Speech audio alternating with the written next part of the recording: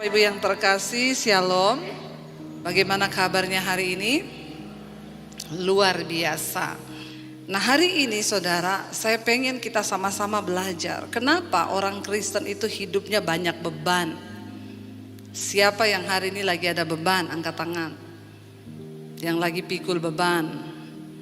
Yang tidak lagi ada beban. Ya.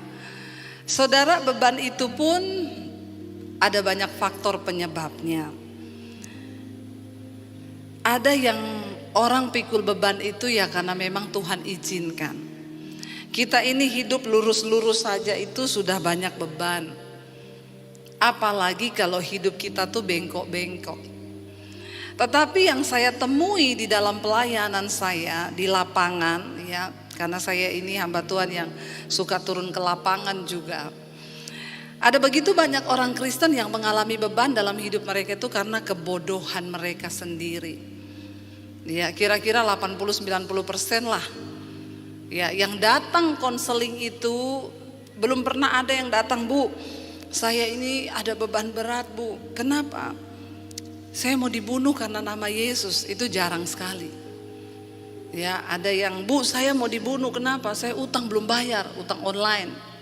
Ada yang datang saudara dengan masalah, saya sudah tidak kuat dalam pernikahan, mau bercerai, Bu. Kenapa? Karena saya salah pilih jodoh. Dulu saya belum kenal Tuhan, jadi saya pilih jodoh sembarangan. Ya, kenapa saudara? Karena banyak orang itu karena bodoh, gak ngerti kehendak Tuhan, main tabrak kanan kiri. Ya, soalnya aduh Bu, sudah kepala 25 ini belum laku-laku, 26 belum laku juga, 27 ya obral belum laku juga, 28 diskon 70%, nggak laku juga Bu, 29 aduh terpaksa lah Bu, saya berdoa buat Yakobus, Matius, Markus, Lukas, nggak datang, yang datang Zulkifli. Ya udah, karena cuma itu yang ada ya sudah lah Bu, daripada saya nggak laku. Banyak orang Kristen bodoh sehingga hidup mereka penuh dengan beban. Kita harus tahu apa yang menghalangi kita untuk mencapai garis finish yang sudah Tuhan tentukan. Yang pertama beban, yang kedua dosa. Nah, kenapa kita ini punya beban-beban yang seharusnya kita nggak pikul?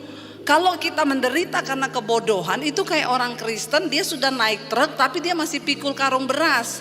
Harusnya kan kalau udah naik truk ya udah taruh aja gitu bebannya.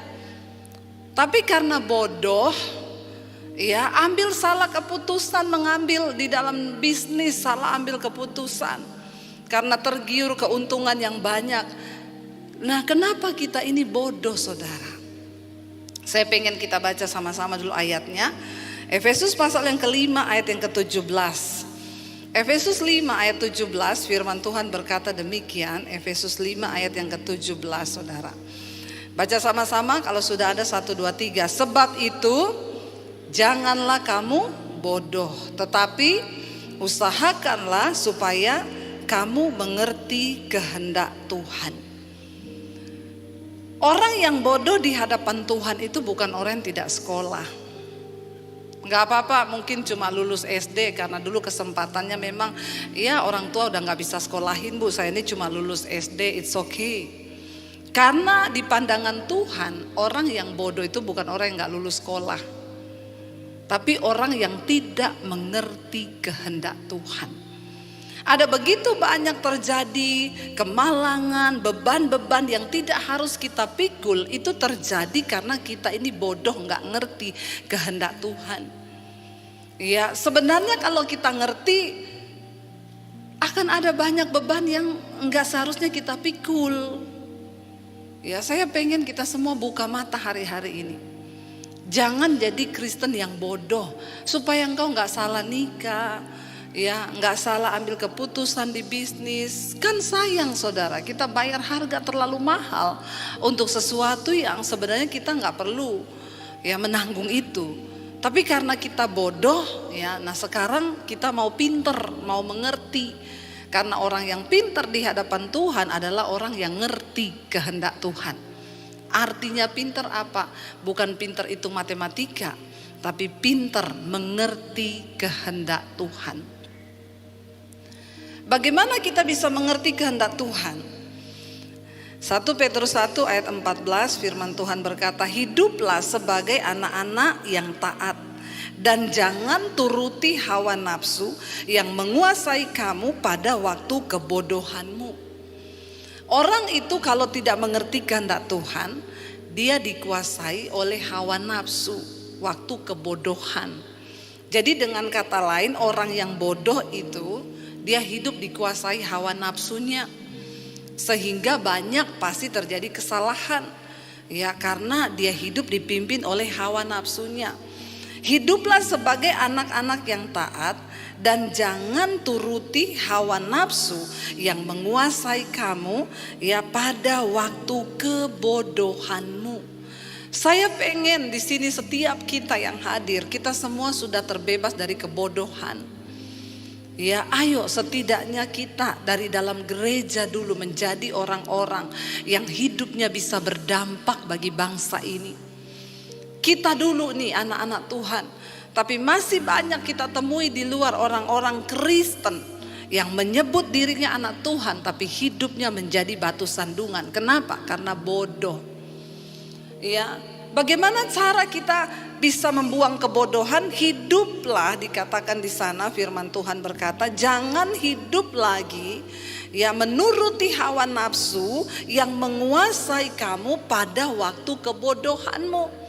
Setelah kita mengenal Kristus, kita mengenal firman Tuhan, harusnya kita tidak bodoh lagi, kita ngerti kehendak Tuhan.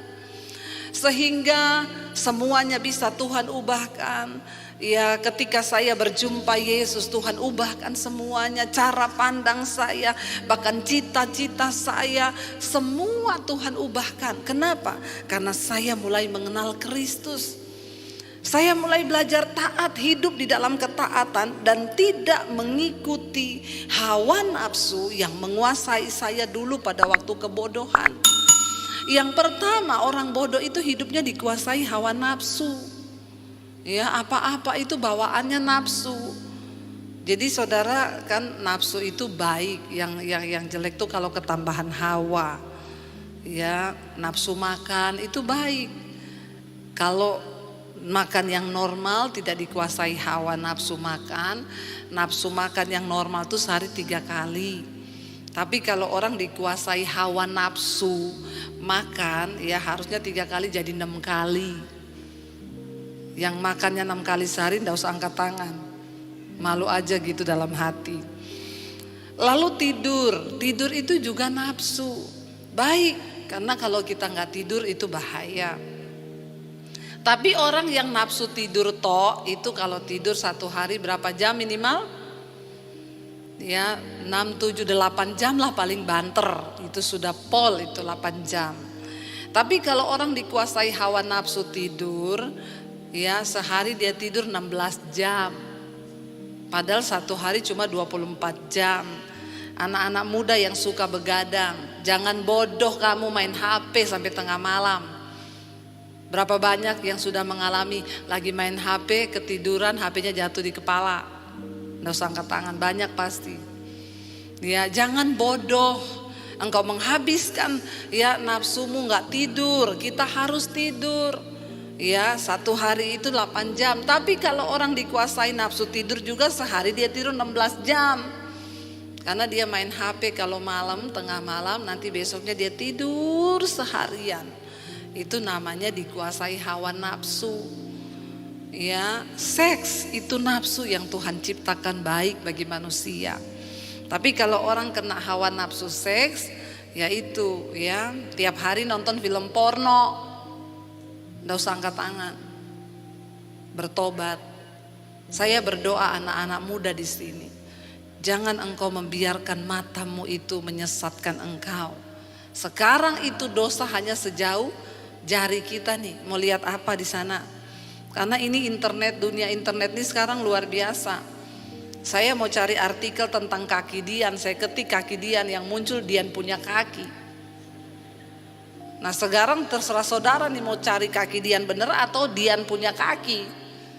Wah ngeri saudara, mau dilanjutin atau kita mau ambil keputusan saya nggak mau bodoh. Karena kalau engkau bodoh, hati-hati engkau dikuasai oleh hawa nafsu. Sehingga banyak anak-anak muda yang melakukan seks akhirnya di usia dini. Ya sudah tidak bisa sudah nggak dipungkiri lagi sekarang. Orang datang konseling kepada saya tidak sangka Bu, anak saya masih SMP Bu, ternyata sudah 3 kali aborsi. Ini terjadi, ini fakta. Ya, tapi saya berdoa anak-anak muda di sini, engkau tidak bodoh, jaga hidupmu dalam kekudusan. Kalau engkau mau melihat Tuhan memberkati masa depanmu, jangan jadi orang murahan. Ya, supaya Tuhan memberikan jodoh yang terbaik. Amin yang wanita-wanita. Ya, berani berkata tidak kepada dosa. Ya, Alkitab berkata, jangan lagi kamu hidup dikuasai hawa nafsu yang dulu menguasai kamu di waktu kebodohanmu, tetapi hiduplah sebagai anak-anak yang taat. Ya, di sana dikatakan, tetapi hendaklah kamu menjadi kudus dalam seluruh hidupmu, ayat 15. Sama seperti Dia yang adalah kudus yang telah memanggil kamu, sebab ada tertulis, kuduslah kamu sebab aku kudus. Ya. Dan jika kamu menyebutnya Bapa, yaitu Dia yang tanpa memandang muka menghakimi semua orang menurut perbuatannya, ya makanya hendaklah kamu hidup dalam ketakutan selama kamu menumpang di dunia ini. Ya, mari kita hidup dalam ketakutan, bukan artinya serem gitu lihat Tuhan, tapi takut akan Allah. Orang-orang yang hidupnya diubahkan Tuhan. Ya, apa yang membuat kita ini menjadi berbeda dengan dunia? Karena hidup kita sudah diubahkan. Kita tidak bodoh lagi. Saudara, kalau engkau hidup tanpa mengerti kehendak Tuhan, menjadi orang yang bodoh, rugi. Ada begitu banyak hal besar yang Tuhan mau bukakan bagi kita. Jangan bilang, saya ini kan cuma siapa saya Bu. Saya ini dulu sebelum bertobat, saya ini bukan apa-apa juga. Saya ini hanya sampah yang harusnya dibuang, selesai, dan saya gak ada apa-apanya. Bahkan saya mau mengakhiri hidup saya dengan cara bunuh diri, karena saya sudah stres dengan hidup saya, rasanya sudah hancur, sudah rusak, semuanya sampah. Tapi waktu saya menerima Tuhan Yesus, makanya saudara tuh bersyukur. Saudara sudah mengenal Yesus, harusnya hidupmu tuh lebih lagi. Ngerti Tuhan punya rencana atas hidup kita. Ada sesuatu yang besar di depan kita yang mau Tuhan kerjakan. Ayo kita menjadi Kristen yang hari-hari ini benar-benar mau berdampak. Percayalah saudara bahwa engkau punya Tuhan yang hidup. Tuhan yang sanggup berperkara. Tidak ada perkara yang mustahil. Sebab Tuhan itu Tuhan yang bekerja. Dia tidak melihat rupa. Kalau manusia menjadikan tolak ukur dari seseorang bisa menjadi pemimpin atau bisa menjadi sesuatu itu, oh kalau dia sekolahnya tinggi. Kalau Tuhan enggak. Ingat ketika Allah menyuruh Samuel untuk pergi ke rumahnya Isai, dia bilang ada seorang anaknya di sana yang akan aku urapi menjadi raja atas Israel. Ya, ada seorang yang berkenan di sana. Lalu akhirnya Samuel pergi ke rumah Isai, disuruh nanti datang ke upacara itu anak lelakimu semua ajak, karena satu di antara mereka akan diurapi Tuhan menjadi raja. Lalu Isai mengajak 7 orang anak lelakinya. Ketika Samuel melihat Eliab kakak Daud yang tertua, wah ganteng, perawakannya baik, berpendidikan militer. Lalu Samuel berpikir, inilah dia orang yang dipilih Tuhan menjadi raja atas Israel. Ketika Samuel berpikir begitu, Tuhan bilang, enggak, aku sudah menolaknya. Bukan apa yang dilihat manusia yang dilihat Tuhan. Sebab manusia melihat apa yang kelihatan, tetapi Tuhan melihat hati. Jangan berpikir Tuhan gak bisa pakai hidupmu. Saya ini cuma biasa, saya ini siapa. Tuhan punya rencana atas hidup setiap kita. Dan ada perkara besar yang mau Tuhan kerjakan lewat hidupmu dan hidup saya. Ketika ditanya lewat satu, tidak ada satupun yang diurapi Tuhan. Mereka semua adalah prajurit. Lalu Samuel bertanya, Isai, sudah ini semua anakmu? Oh masih ada satu. Mungkin, tapi gak dicatat. Isai bilang gini mungkin, aduh dia gak usah lah, gak masuk hitungan. Makanya gak saya ajak ke sini. Dia cuma menggembalakan kambing domba yang beberapa ekor. Mungkin Bapaknya berkata begitu, kenapa saya nggak ajak dia sini? Nggak masuk hitungan, dia bukan prajurit. Dia nggak pernah saya sekolahin prajurit untuk ikut. Tetapi Samuel berkata, kita tidak akan duduk makan sebelum dia dipanggil. Dipanggillah Daud, saudara. Orangnya sederhana. Dia mungkin tidak sepintar kakak-kakaknya, tetapi dia adalah orang yang mengerti kehendak Tuhan. Hatinya itu tertuju kepada Tuhan. Ketika Samuel melihat dia, Tuhan berfirman, inilah orang yang berkenan di hatiku. Kenapa Daud dipilih Tuhan? Sebab dia mengerti kehendak Tuhan. Saudara, kita semua punya kesempatan untuk bisa dipakai Tuhan menjadi sesuatu yang berarti hidupmu. Engkau gak dipanggil cuma jadi begitu-begitu aja. Ada banyak hal besar yang engkau bisa lakukan buat keluargamu, dan Tuhan tidak memandang rupa. Dia gak lihat sekolah kita, dia gak lihat latar belakang kita. Bahkan Daud tercatat punya beberapa sejarah tentang kejatuhan. Dia pernah bersinah dengan Betseba istri Uria, dan dia pernah membunuh. Tetapi Daud bertobat. Dia punya hati yang lembut. Ketika ditegur dia menangis dan dia bertobat di hadapan Tuhan. Saudara, kita semua pernah punya kegagalan, tapi Tuhan gak pernah lihat itu. Tuhan gak pernah hitung berapa banyak kali engkau jatuh di dalam dosa, tapi Tuhan selalu menunggu kapan engkau kembali untuk datang kepada Dia. Bangkit. Kita lihat orang-orang di Alkitab yang dipakai Tuhan. Yusuf, dia dibuang oleh keluarganya sendiri, tapi karena Yusuf mengerti kehendak Tuhan, dia tahu dimanapun dia berada, kehendak Tuhan menyertai dia dan pasti akan tergenapi. Sehingga ketika dia dijual jadi budak, dia tidak bersungut, dia nggak kepahitan sama keluarganya. Dia nggak nangis dan bertanya, Tuhan kenapa saya jadi budak Tuhan? Enggak, dia jalani hidupnya terus dengan takut akan Tuhan. Orang yang mengerti kehendak Tuhan akan menjalani hidup dengan takut akan Tuhan. Dan kalau kita tahu Tuhan kita Tuhan yang melihat hati.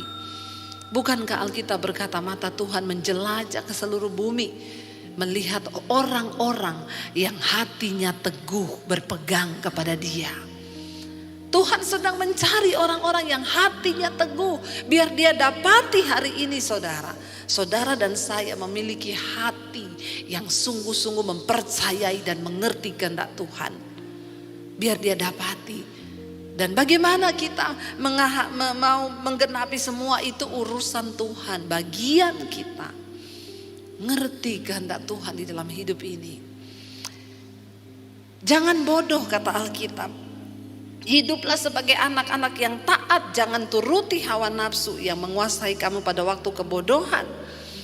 Ya, tetapi hendaklah kamu menjadi kudus dalam seluruh hidupmu.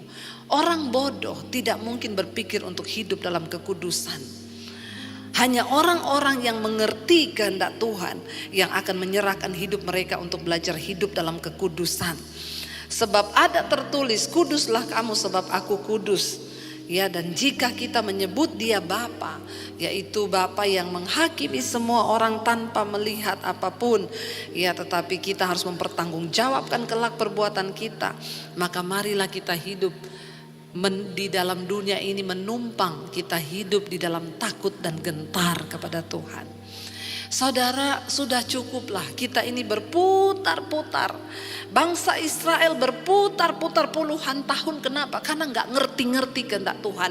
Ada orang-orang yang datang kepada saya, Bu, kenapa masalah saya gak selesai? Saya sudah berdoa puluhan tahun. Karena engkau tidak ngerti kehendak Tuhan. Engkau cuma berdoa supaya ada jalan keluar dari masalahmu, tapi engkau gak bertanya, Tuhan kenapa engkau izinkan masalah ini terjadi? Apa yang Tuhan mau bicara kepadaku? Bagi Tuhan menjawab persoalan kita itu cuma semudah Dia berfirman. Tapi yang menjadi sulit bagi Tuhan mengubah sikap hati kita menjadi seperti yang Tuhan mau. Kenapa orang Kristen berputar-putar di masalah yang sama? Karena engkau gak ngerti-ngerti maksud Tuhan di balik masalah itu. Ada yang datang kepada saya, Bu, saya tuh sakit hati terus ya sama mertua saya. Kenapa ya, Bu? Puluhan tahun dia bikin begini sama saya. Saya bilang karena kamu gak ngerti. Apa maksud Tuhan? Kenapa mertuamu gitu? Ya kamu kurang mengasihi mertuamu. Coba kamu lepaskan pengampunan, kasihi dia, selesai. Yang Tuhan mau itu kamu lepaskan pengampunan, tinggalkan egomu, kasihi mertuamu lebih lagi. Kalau kamu mau melakukan itu, kan firman Tuhan bilang, jangan kalah dengan kejahatan, tapi kalahkan kejahatan dengan kebaikan. Selama kamu ngerti kehendak Tuhan tuh cepat masalah selesai. Kenapa masalah gak pernah selesai dengan hidup kita? Karena engkau gak pernah ngerti apa maksud Tuhan di balik masalah itu. Kita melihat orang-orang dipakai Tuhan di Alkitab. Yusuf mengerti, dia harus menjalani itu semua karena ada sebuah panggilan Tuhan yang dia tahu di depan sedang menanti dia, yaitu besar. Kenapa kita gak pernah lulus? Dan kenapa kita gak pernah lihat? Ingat saudara, masalah itu terjadi lama atau cepatnya tergantung responmu di hadapan Tuhan. Percuma saudara itu mau berbantah dengan Tuhan. Lebih baik sekarang rendahkan dirimu dan cari tahu, Tuhan, apa maksudmu dari setiap masalah yang aku hadapi ini? Apakah itu kesombonganku? Ya, kemarin ada seorang ibu yang datang kepada saya, Bu Debbie, kami sedang mengalami masalah keuangan dan terpaksa kami harus mulai menjual aset satu demi satu. Tapi saya banyak dengerin khotbah-khotbah ibu, Bu. Saya bersyukur, Bu. Nggak apa-apa kami kehilangan banyak aset, tapi dengan perkara ini sekarang suami saya mencari Tuhan. Saya lebih suka begini, Bu. Saya sudah mengerti sekarang kehendak Tuhan karena saya ikuti semua khotbah-khotbah ibu. Lebih baik kami kehilangan beberapa aset, tapi suami saya bertekuk lutut mencari Tuhan, daripada kami kaya raya tapi suami saya tidak mengenal Tuhan. Saya bilang, mantep Bu imanmu. Itu loh yang Tuhan cari. Tapi kalau istri gak ngerti kehendak Tuhan, dia nangis sama Tuhan. Tuhan, kenapa aset saya hilang Tuhan? Kenapa Tuhan? Waktu engkau ngerti kehendak Tuhan, semua jadi indah saudara. Di dalam setiap masalah pun kita bisa bersyukur, karena kita bisa melihat rencana Tuhan. Belum tentu yang pahit itu racun, tapi belum tentu yang manis itu juga sesuatu yang sehat. Bisa jadi yang manis itu berubah menjadi racun, tapi bisa jadi yang pahit itu adalah obat bagi jiwamu, obat bagi kehidupanmu. Belajar mensyukuri hari ini. Ketika engkau mengerti kehendak Tuhan.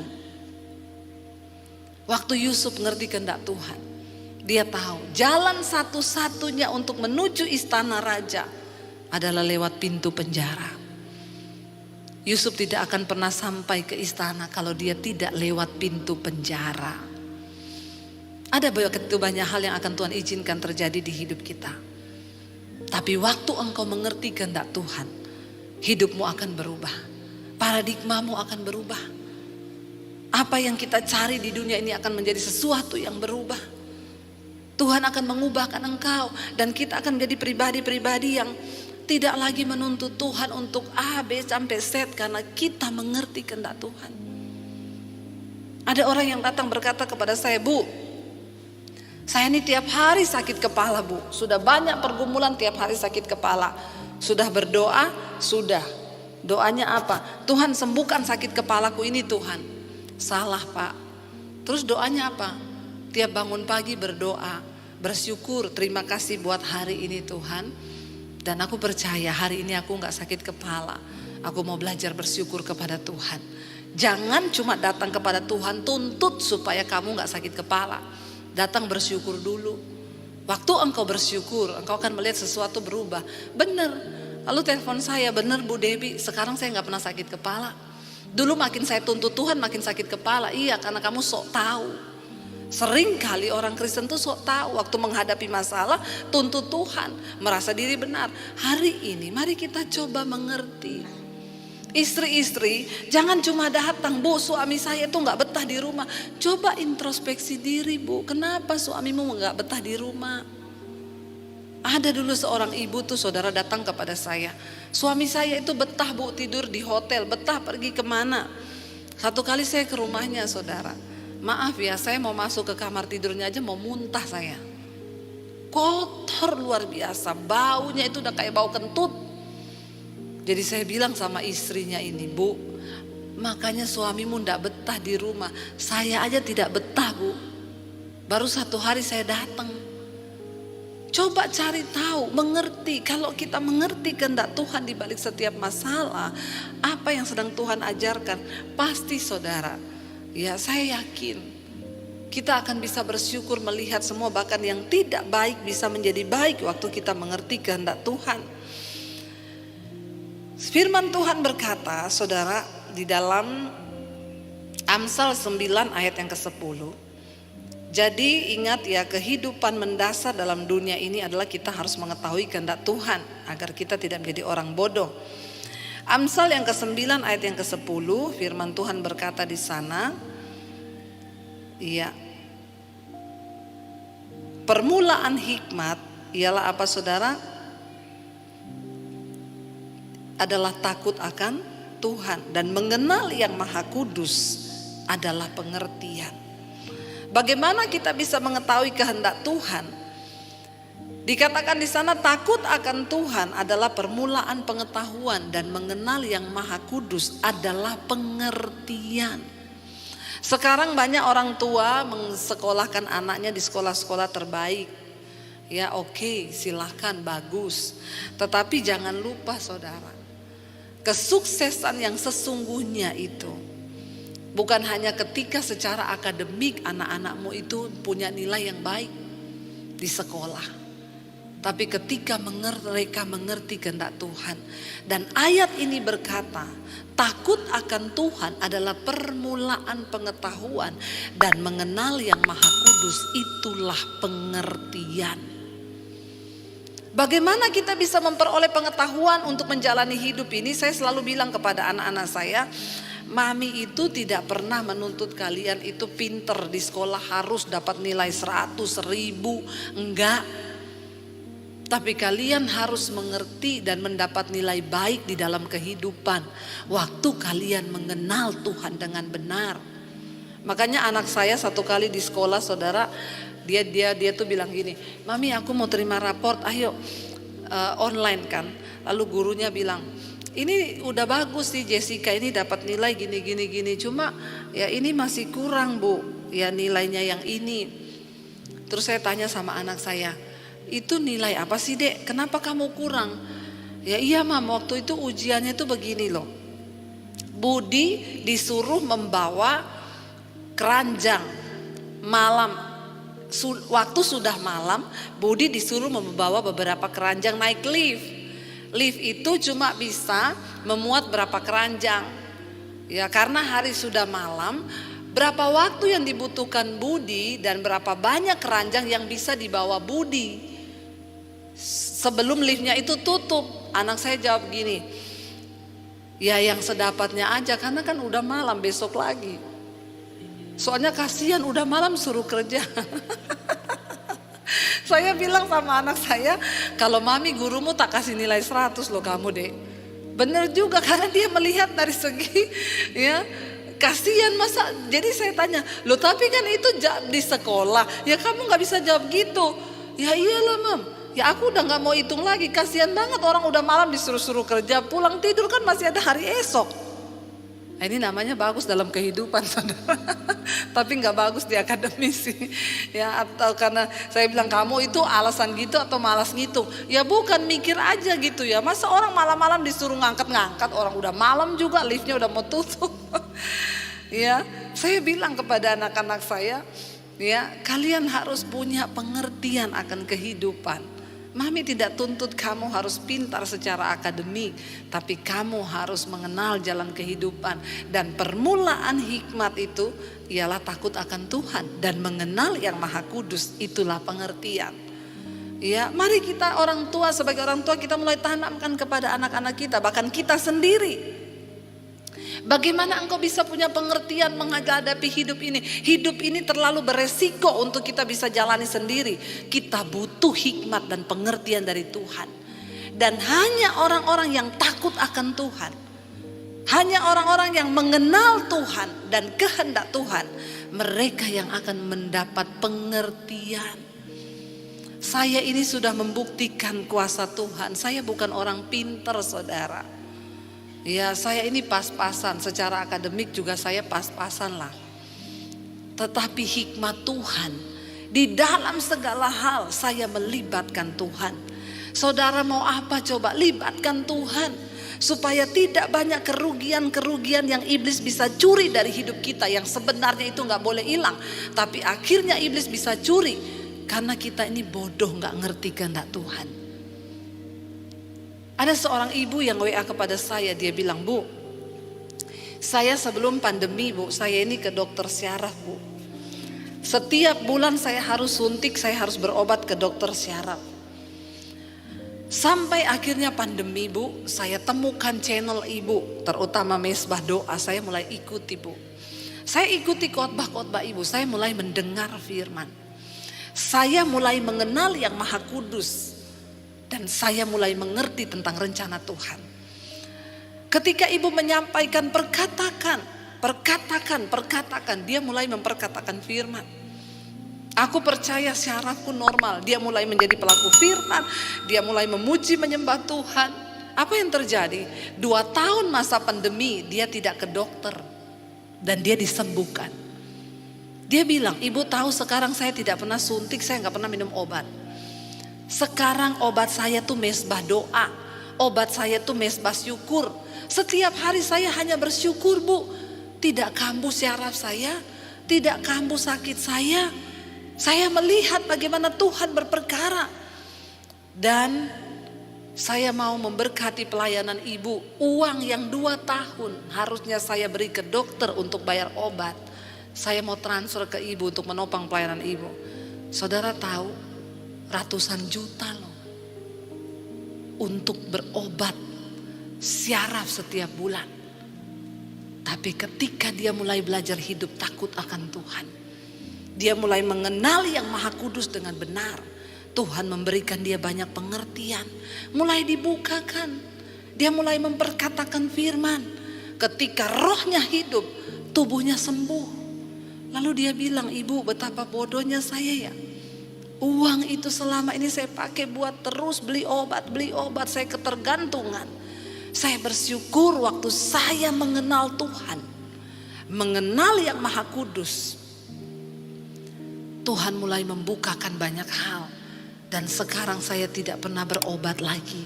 Tuhan menyembuhkan saya. Saudara, itu hal yang sama Tuhan mau lakukan buat kita. Mari kita bangkit berdiri bersama di hadapan Tuhan.